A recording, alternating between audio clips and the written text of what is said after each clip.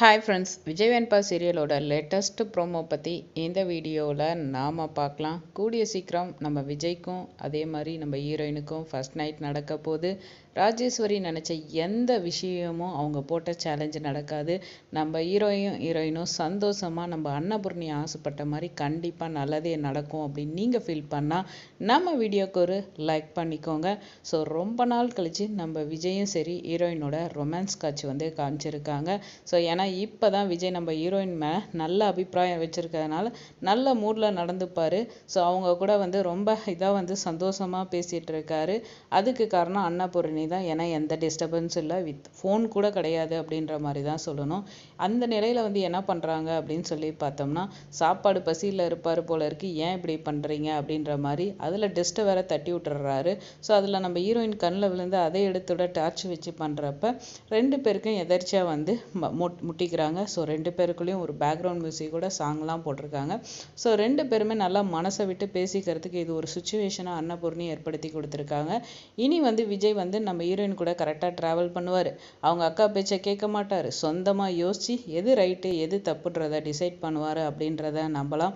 ஆனால் இங்கே ராஜேஸ்வரி நம்ம சபதம் போட்டோம், இந்த அன்னபூர்ணி இவங்க ரெண்டு பேரையும் சேர்த்து வச்சு சொல்லப்போனால் நம்ம வெண்பா பாப்பாவுக்கு தம்பி பாப்பா வராமல் விடமாட்டா போல இருக்கே, இதுக்கு தான் அவள் பிளான் பண்ணிகிட்டு இருக்கா அப்படின்ற நிலையில தான் போகிற போக்கு பார்த்தா அன்னபூர்ணி நடத்துகிற பிளான் கண்டிப்பாக நடந்துடும் போல இருக்குது. கூடிய சீக்கிரமேட்டு நம்ம வெண்பா பாப்பாவுக்கு தம்பி பாப்பா வரத்துக்கு வாய்ப்பு இருக்குது. ஏன்னா அந்த அளவுக்கு இப்போ விஜய் விட்ட ஒரு பெரிய மாற்றம் இருக்கும். ஏன்னா விஜய் ஹீரோயினை நம்ப ஆரம்பிச்சிட்டாரு.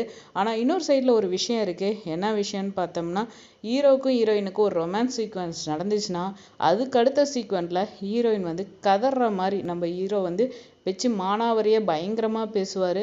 அந்த மாதிரி மூமெண்ட்டை தான் தொடர்ந்து கொடுத்துட்டு இருக்காங்க. ஸோ அது மாதிரி இருக்கிறதுக்கு வாய்ப்பு இருக்கோ அப்படின்ற ஒரு விஷயம் இருக்குது. ஏன்னா ராஜேஸ்வரி தான் தொடர்ந்து அவங்க எதுவுமே பண்ணாலும் ஜெயிச்சுட்டு தான் இருக்காங்க. அந்த அளவுக்கு அவங்க பெரிய வில்லியாக தெரியவே இல்லை.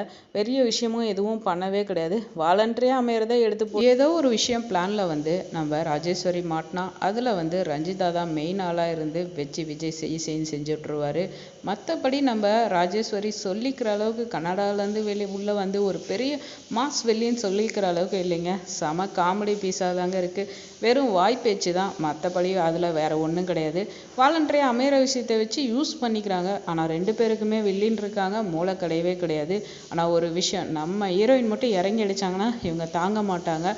அதனால தான் இவங்க பருப்பு வெந்துட்டு இருக்குன்னு சொல்லணும். வெயிட் பண்ணி பார்ப்போம் என்ன நடக்குதுன்னு. இந்த வீடியோ உங்களுக்கு பிடிச்சிருந்தா லைக் பண்ணுங்கள், மறக்காம சேனலை சப்ஸ்கிரைப் பண்ணுங்கள். தேங்க்ஸ் ஃபார் வாட்சிங்.